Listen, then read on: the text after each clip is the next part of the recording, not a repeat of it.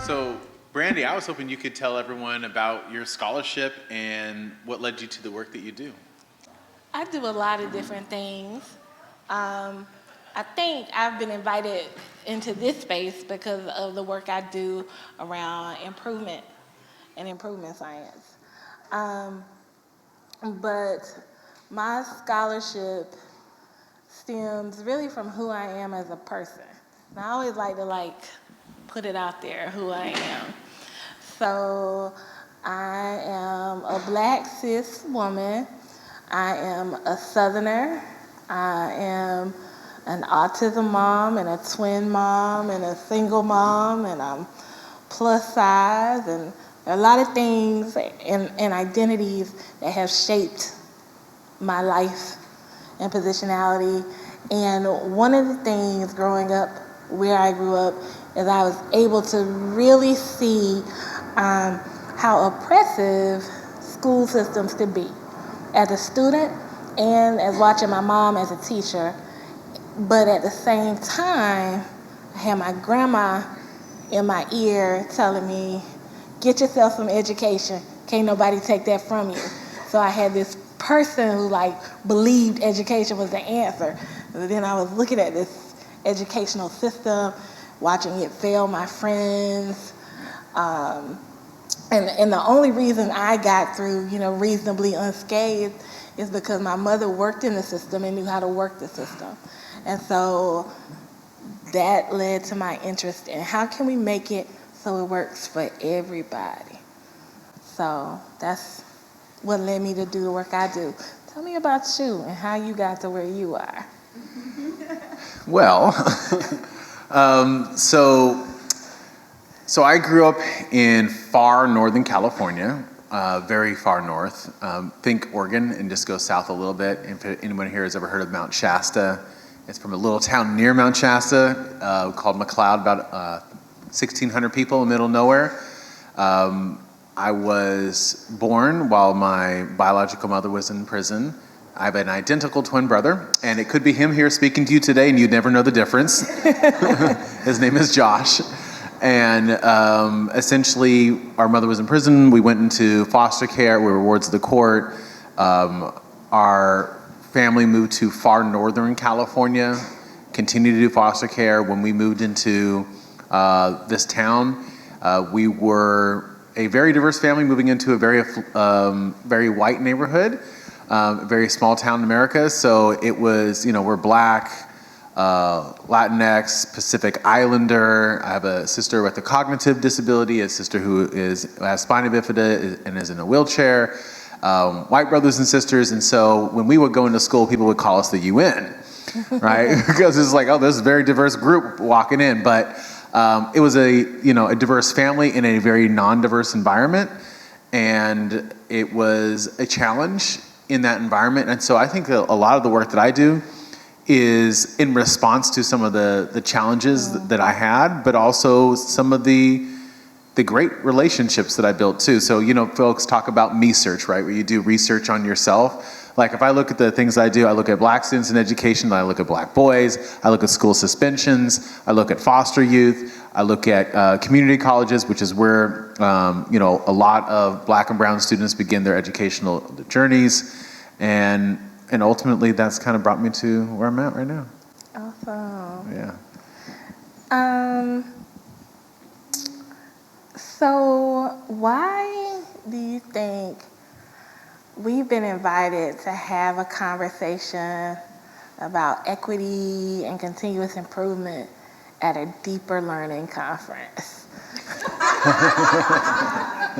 Thanks for the alley-oop. So why I think we've been invited, thank you for asking, is because there's inequities that continue to persist. Mm-hmm. If we look at pretty much every measure of success in a school setting, whether it's achievement scores, whether it's disciplinary, overrepresentation, overplacement in special education. Like, if we look at any type of outcome measure in terms of a school's success or school's climate and environment, we find that certain students are going to experience disproportionate impact, having outcomes that are lower than that of their peers when it comes to positive outcomes, and having outcomes that are higher than that of their peers when it comes to negative outcomes. Yeah. And, you know, in my work, a lot of it has focused primarily on students of color, Black, Latinx, Latina, and Native American students. And overwhelmingly, we find that institutions were not designed to support them, fail in doing so pretty consistently, and that a lot of our students, you know, are in environments where they're experiencing daily trauma. And so we're trying to think about how we can create an environment that's better and conducive to their learning, growth, and development, recognizing that schools are imperfect. Yes. And if I go back to my own experience, right? Again, I grew up in this very homogenous neighborhood. And, you know, when I was in kindergarten, I had a great teacher, Miss DeBortley, who I'm still in contact with today. Just an amazing teacher, very supportive of both me and my brother. And then after that, it was kind of hit and miss. Had a good teacher here, bad teacher there, good teacher there. You know, it kind of went in and out, right? Mm-hmm. Not everyone's gonna be perfect.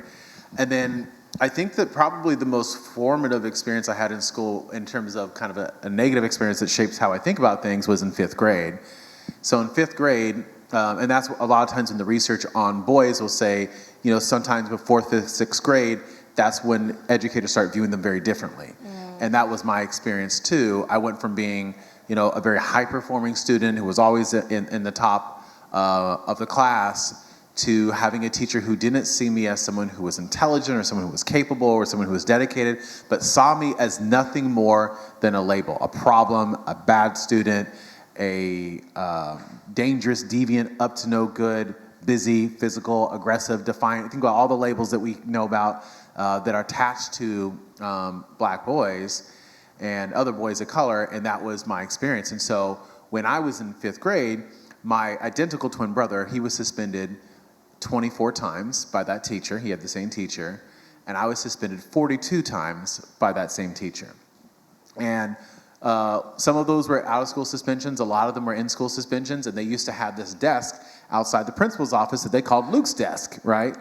And that's where I spent most of that year. And so that was a kind of what has fueled my interest in school suspensions and the overrepresentation of Black boys and a lot of the things that we look at. In fact, I got a report that's coming out in a couple weeks, and we've got some insane data in there, the stuff that is just shocking.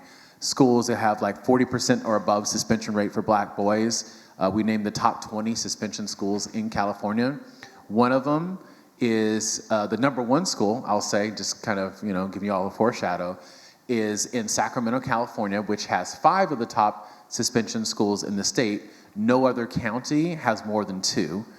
And in Sacramento, they have a school called Samuel Jackman, which had 195 Black students that they suspended. Of those 195 Black students, they suspended 105 of them, a total of 717 times, right? And so when we look at issues like that is reminiscent for me of my own experience. And so we put a lot of attention on trying to highlight these issues, recognizing that there are schools that can be doing horrible things and then they can have incredible turnarounds, right? So I'm one who, I'm a perpetual optimist. I do believe, even though I'm a very critical scholar, I still have hope. And so I think that, you know, we'll be able to do some work with these schools and help turn them around. But that's a perfect example of kind of why I think that we're invited. And then on the flip side of that very next year, I had the best teacher I ever had. His name is Mr. Guggenheimer. Everyone in school called him Mr. G. And I remember a couple years ago when I did the book Black Minds Matter, I wrote a section in it called When Your Teacher's a G. And I talked about how going off that really tough year, going into that 6th grade and having an educator who was very invested in me, who very much cared about me and wanted to support me, how that juxtaposition, I think, is the only reason that I'm able to be doing what I'm doing today. Yeah. And so, you know, but why do you think that we were invited?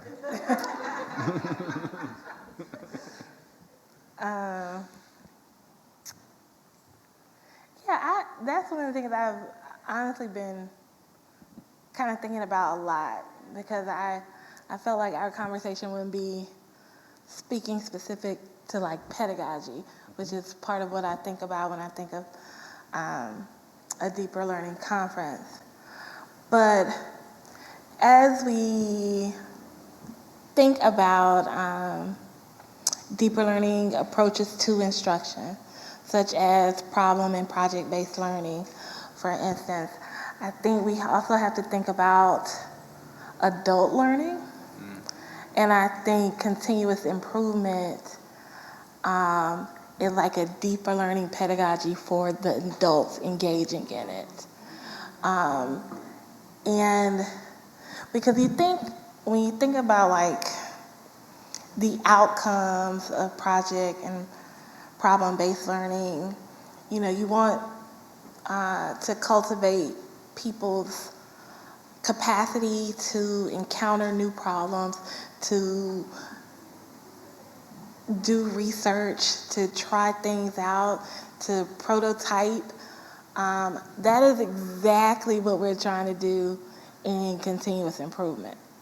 And so I feel like the two talk to each other in a way that we may miss, because we don't have to think about continuous improvement or improvement science or lesson study or any approach to improvement as this separate thing. What it's about is organizational learning. And I think one of the questions we have to keep coming back to is how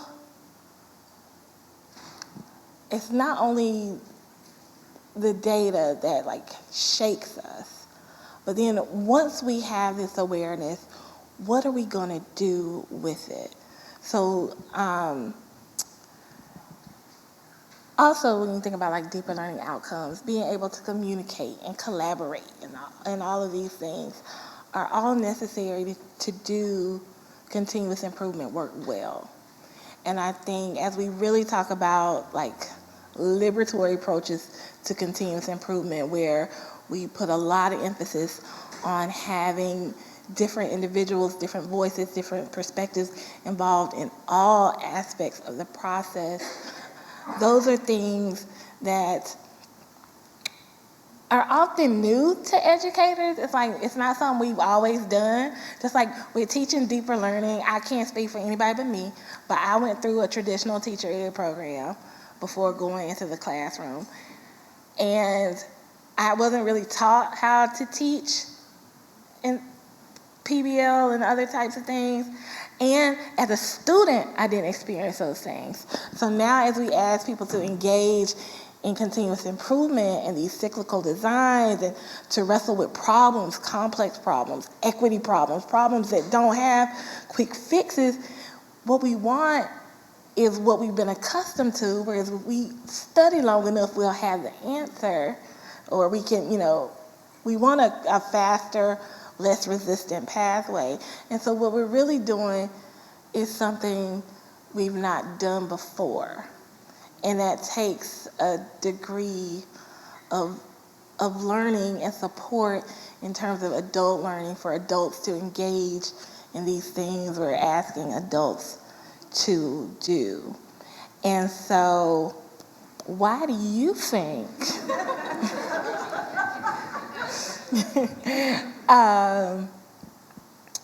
this professional and adult learning around equity is I don't want to say it's so difficult, but maybe what are some of the barriers and challenges that folks are facing when we're trying to get them to do this work? I think there's a lot of challenges. First, and this is something that I remember when I hosted a kind of large, like massively open online class, and Chance Lewis, who's at UNC Charlotte, had said in the class, like, well, and we were talking about how we can better prepare educators to essentially teach children of color. And his response was, well, unfortunately what we're doing is we're asking people who have never been to the places that these students are going to prepare them, right? So oftentimes it's the actual teacher preparation programs themselves that are simply the challenge. But even when you get like onto a site, right, where you're gonna be invited to do professional learning, I go to a lot of schools, colleges, and universities. I do trainings on implicit bias, microaggressions, race sliding, racial battle fatigue. Those would be like the 4 big ones, inclusive teaching and learning practices. And pretty much every time I do that, I will find that certain type of people will show up. And the people who show up are the people who are already doing the work for the most part. And in fact, there was a few years ago, there was a college that I went to, and I showed up with my colleague Frank, and there's about 30 people in the room, brown bag, teaching, learning program. I think we were doing it on microaggressions. And so I was just happy to be there. I saw a room full of 30 people. I'm like, cool, let's do it. Let's roll up our sleeves and get some work done. And I could see the person who was there, who was putting it on, I could see that they were disappointed. And so I said, what's going on? And so this was at a community college, and they said, well, when we invited you, it was because of Jerry from chemistry. Because we all know that Jerry is microaggressing the heck out of our students. And, but unfortunately we invited him, but he didn't come. And I'm like, of course he didn't come. Like, we're being a little Pollyannish about this. Like, he didn't come because Jerry doesn't care, right? And Jerry doesn't care because it's not something that he does not believe in this work. And so when we think about like different populations on any campus or even within any organization, right? You're going to have, if you're talking about moving forward an equity-based initiative, you got different populations with different motivations. And you've seen the framework that we have. We basically think it comes down to 2 characteristics. First is knowledge, knowing what to do. And second is action, having a willingness to do it. So knowledge and action. Knowledge and action also don't always go hand in hand. For example, we can all know how to do things, but then not actually carry them out. For example, all of us know how to eat healthy, but we don't always do so. All of us know how to work out, but we don't always do so. All of us know that after a certain time in the day that we shouldn't be drinking caffeine, but we do so. And so if you put those things together, we think it creates different frameworks. The first one are those who know what to do and they're willing to do it. And we call them the choir. These are the folks who are doing the work. They know the strategies and practices. They know, for example, multicultural counseling, culturally relevant teaching, how to use appropriate disclosing, empowerment techniques. They know all these things, and then they're doing it. And so for this population, what we want to do is we want to sharpen their tools so they can be even more effective, because the truth is, after the session is over and we walk away, those are the individuals more than anybody else who's actually going to do the work and carry it on. Then the second group you've got are those who they don't know what to do, but they are willing, right? And we think of them as the allies. Now, there's, the allies, the main difference between them and the choir is that they don't have the knowledge, but they have the heart, and so we provide them with training and development. We provide them with professional learning opportunities that build their capacity, expose them to different ideas, and then hopefully eventually they become part of the choir. Mm-hmm. Then we've got some groups that aren't as easy to work with, and the first are those who they don't know what to do, and it doesn't matter because they were unwilling to do it anyhow, and we call them the resistors, and there are 2 different types of resistors. First are active resistors. Active resistors actively resist, and here's like some true events. There was a college that Frank and I were going to talk to in far northern California. I keep saying Frank, he's my research partner at San Diego State. So we land, we're getting ready to go do the talk, and we notice that at this large convocation, there's a huge section that's missing, which to me, it's never mattered. I can talk to 2 people, I can talk to 2,000 people. My kids will tell you I can talk. Right? I'm a talker. Like, I'm going to just start striking a conversation with random people. That's what I do. But, so we get there, and we find out that the day before, someone has sent out an email to every single faculty member, staff member, and administrator saying, don't go. That this is an example of reverse racism and reverse discrimination. Or it could be like the college that we went to in Arkansas, where I got there, it was supposed to be a speech on men of color and microaggressions, and the dean of equity invited us. Apparently the president was not in support of the event. And so they held a mandatory meeting of all campus leaders at the same time to prevent people from going, right? So those are examples of active resistors. And so we all know who the active resistors are, but most people who are resistors aren't going to be active because most people are more worried about being called a racist than they are about actually being racist. And so what they do is they just stay out of the fray. They're going to be a passive resistor. They're not going to say anything. They'll push back behind the scenes when no one's looking, but that's essentially how they're going to carry it out. And if we think that we're going to do a professional learning session that's designed for everybody, and we've got all these different populations, we're basically not thinking it through right. The last group, kind of, there's one more after that, and I'll keep this quick. Yeah, those who, they know what to do, like they've been exposed to training.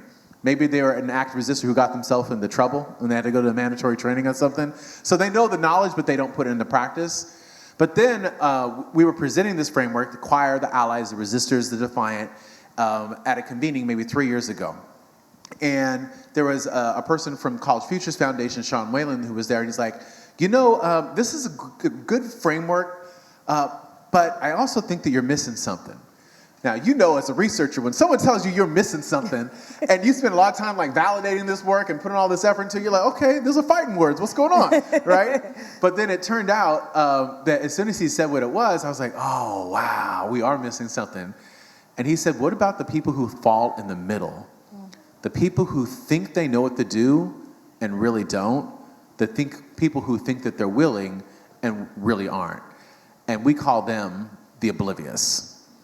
So the oblivious either have a savior complex where they think their job is to save, not to empower, or they think they have the answers, they're not willing to listen, or they bring a deficit mindset into equity work, or they're not reflective, or they're just doing it for the public image because, you know, you can make a career on equity. You go back 20 years ago, was it cool to be the equity person?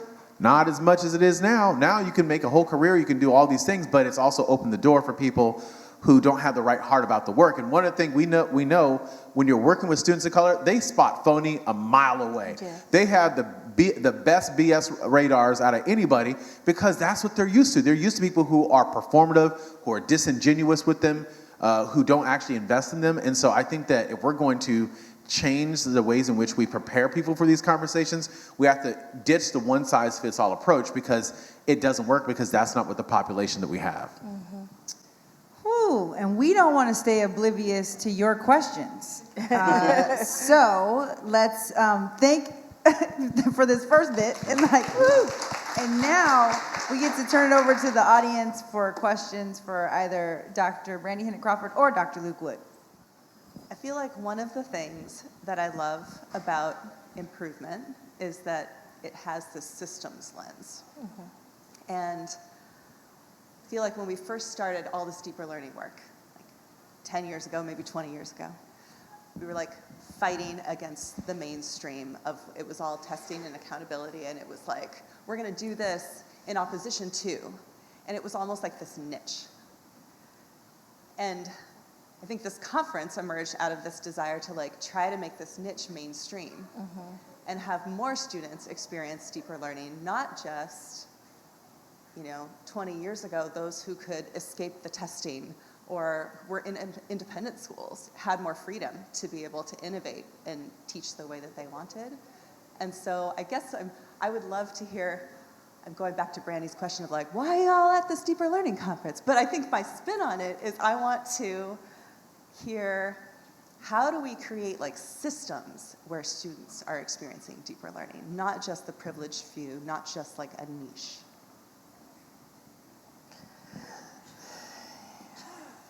That's a listen. Somebody has to answer. Feel free.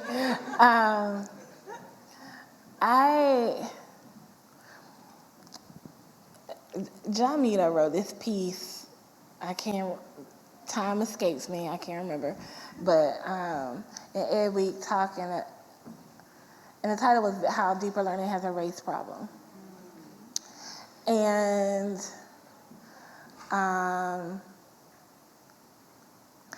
let me preface what I'm about to say with, this may not be light, what I'm getting ready to say. So I'm just gonna to tell you what I think. And but he talked about how deeper learning had been concentrated in like AIG or gifted and talented courses, or reserved for people doing, advanced courses. And you have scholars like John Diamond and Amanda Lewis talking about how these spaces, we know these are white spaces within the educational system. They are spaces that allow opportunity to be hoarded by certain groups of people and access not be given to others. We know that from third grade when kids are identified, like we don't say tracking anymore, that's old school, genial, but we all know it is alive and well, at least in South Carolina where I live. And so to make it mainstream, there's some things that have to be dismantled.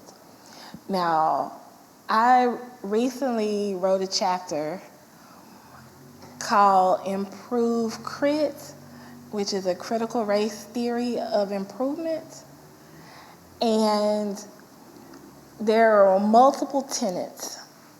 And the final tenet says sometimes we have to recognize when things can't be improved, but they must be deconstructed. And I think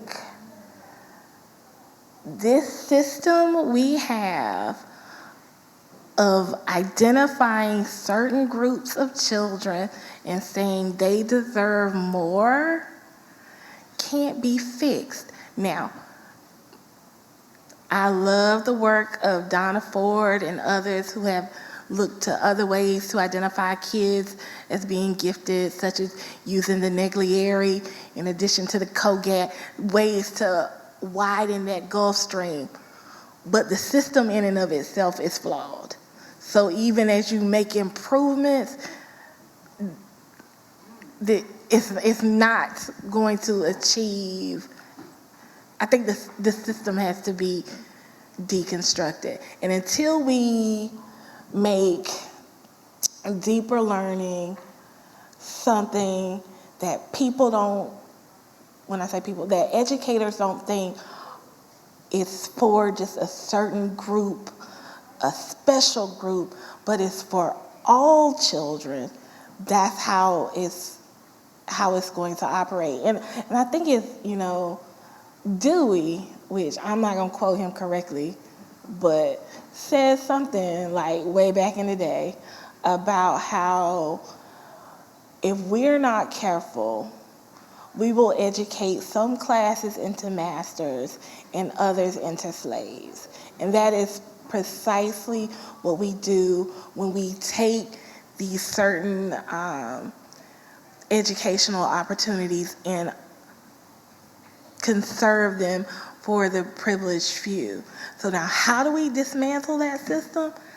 I don't know, because if you go somewhere and you say, I want to get rid of the AIG program, or let's do away with AP, there are people coming behind you with pitchforks. Now, I am still okay saying that, because I got a job that's not going to fire me. But alone, I think it's going to take some coalition building to begin to dismantling those types of systems. What do you think? And for me, I think it comes down to, I guess, two things. And the first would be like critical reflection. So having people look at data, engage in collective sense making, and have authentic conversations, not only about the data, but essentially the perceptions that they have around it, their own life experience that leads them to make certain assumptions. And I was thinking about, I was reading your dissertation for fun, and it's really well done. Right?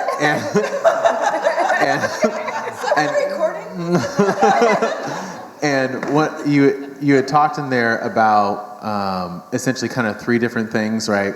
Their adolescent and earlier experiences and how that kind of shaped teacher dispositions. And then the second part is with professional learning, and then the ongoing coaching being the third component, right? But it made me like think that these things are so ingrained that it's happened so early on. Like, are there certain people who their pathway towards becoming a teacher should be a longer pathway because they had that much more work to do because of what's been built up inside of them, right?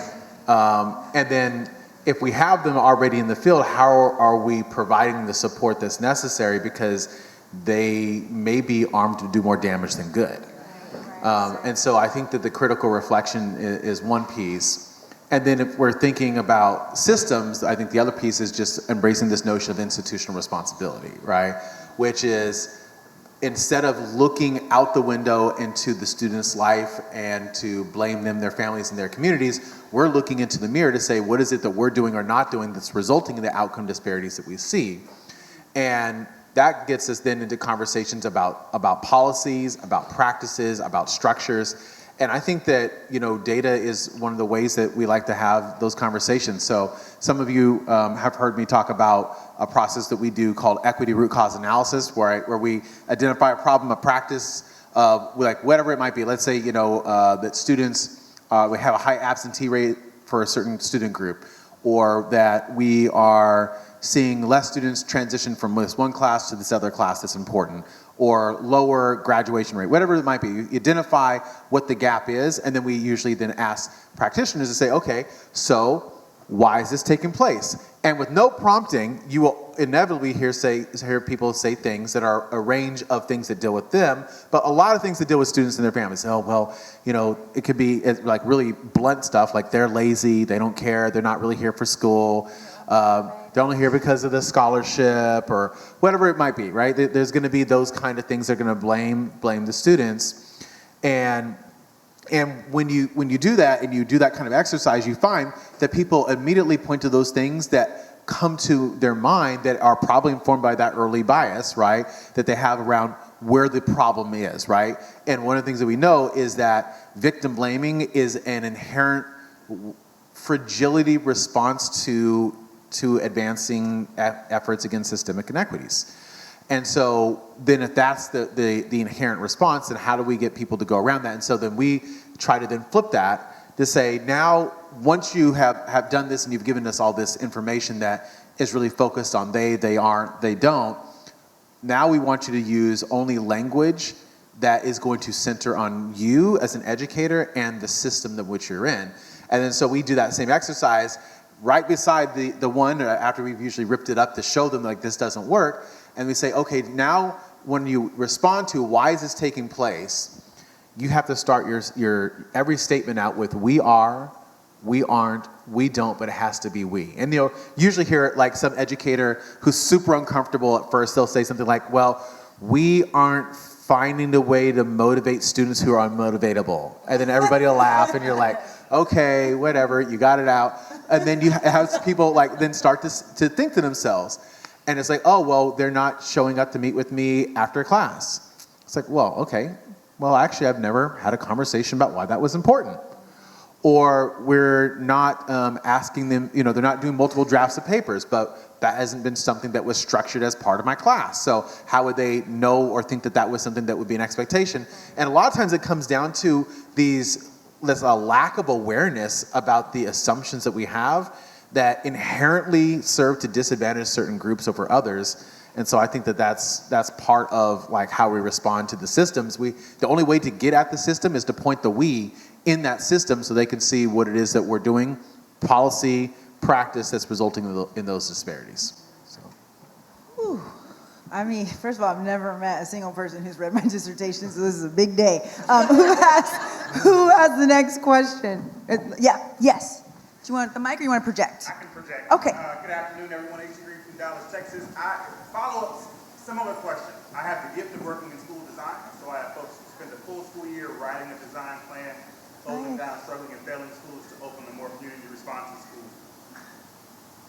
Wonderful gift, however, it still exists within traditional school districts that still have all of the issues that traditional school districts have. So while we're seeing glimmers of hope, bright spots, and there is momentum building, it is localized within that building, and almost there's excuses made for why it can succeed here, but not in the larger context. Right? What is the question? How might I get to a place where this success can be replicated despite it being within a system that is inequitable at its core?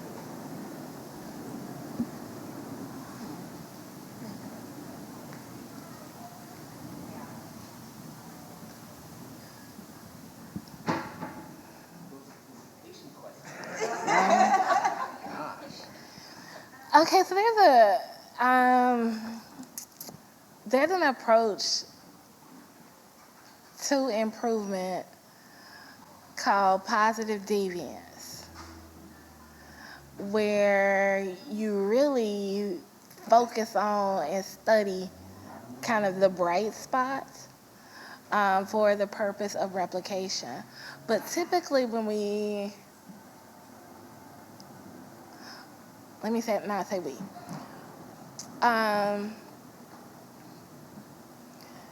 Typically in improvement spaces, we're not talking about like true replication, more of an adopt to adapt to figure out how to make that thing that's working in that special place work in this special place, recognizing that there are special things about each of these places that aren't exactly the same. And while I am not an expert on positive deviance, I can point you to some resources on it. I also think, I don't know much about the context of your district and where you are, but creating spaces for folks to learn and share with each other where, and I know this is difficult just because of the nature of education, but where stakes are low, you know, where it's okay to talk about failure, and that failure is deemed as good because it's a part of learning, so that you can really see not just here's the shiny end product that we have, but also like here's some of the faux pas along the way to that shiny end product. So when I go and I try to replicate and I don't immediately get to the shiny end product, I don't feel like, well, it worked over there with them because they're special and we're not type situation. So that's not a real answer, but that's what I got. And so I would say that if you think about like soil, and then you would think that you're going to plant something and it's going to grow. If the soil is toxic, it may grow, but it may not grow in the right way. And so I would say that it's going to be difficult to be effective in creating a successful school in an unhealthy district. But I also think that it's doable, but it will be in spite of the district and not because of the district. And I think that then what we're getting down to is the fact that the structures themselves aren't healthy, right? So the one thing that we do have then within our control is the relationships in the environment. And so creating an environment where students feel that they belong, where they feel welcome to engage. And when I'm saying welcome to engage, I'm using that term specifically because oftentimes we talk about students being either engaged or unengaged as if it has something to do with them. And in reality, in the work that we do, we measure a concept called welcomeness to engage, which is whether or not students ever felt like their engagement was either invited or even desired. And what we find is that it's pretty interesting and relationship that you would probably expect. When a student believes that their engagement is welcomed, they engage. And when they don't believe that their engagement is welcomed, they don't engage. And then I would think that it's also then the relationship building. Are there relationships there that are typified by trust mutual respect, and authentic care. So trust, that there's that relationship of trust there, mutual respect, the educators are down to earth, open for conversations, and don't create these kind of artificial power dynamics and barriers between themselves and students. Of course, there has to be some, measure of structure, but that doesn't mean that you have to wield that in a way that creates an artificial barrier. And then the third part is that authentic care. And I think of authentic care as a shared or vested interest in the student's success, where the student knows if they do well, they hit the mark, they get the grade that they're looking for, an internship that they're looking for, they get a new experience or opportunity that they've been hoping for, that you are going to personally feel like you did well. But on the flip side, if they stumble, if they fall, if they miss the mark, that you're going to personally feel like you did not do well because you are linked, you have such a shared and vested interest in their success. And I think that for many of our minoritized communities, our students have never had those types of relationships. And because of that, the initial response that most people should expect when you go from an environment that's unhealthy and then you start creating a more positive environment, now you're validating students and now you're encouraging them, there's motivational messaging, there's all these things that we know are important for basically building up healthy psychosocial outcomes. The first thing you should expect is actually pushback. And the reason you should expect pushback is because it is a foreign message to them for people to convey that they believe in their effort, that they believe in their abilities, that they are intelligent, that they can do the work, because those are messages that they've never heard before. And so they push back. And then I've even had educators say, I tried, I listened to you. You told me to validate students. I tried it. It didn't work. I was like, okay.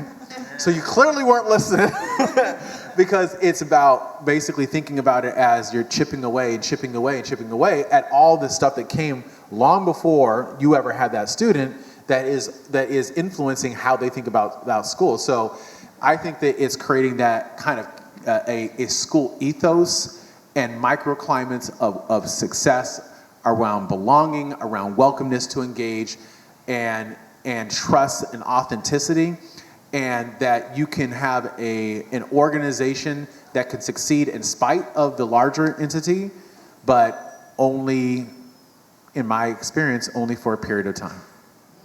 How do we adjust the system to spread it across? And then I've heard the tainted soul and deconstruction that has to happen. And so often with deconstruction that has to happen, there is that loss that needs to hit rock bottom. So if briefly, what would be the understandable loss that happens to then get the game? Because often that's there. Civil war itself, right? So what would be the loss when we're talking about changing this? In 10 words or less, but you each get 10 words.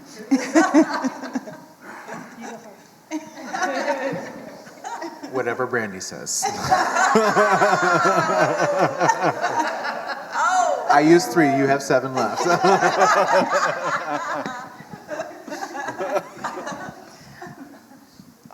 10.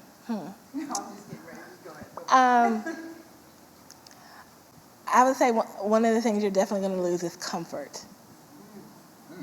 And so with the deconstruction, doing things that are new are hard. Change is hard for people. Check out Cotter's Strategies for Change and other change theory. But, and I also just, this is, I guess, tangentially related. You can't deconstruct without already having the prophetic imagination of what you're going to build.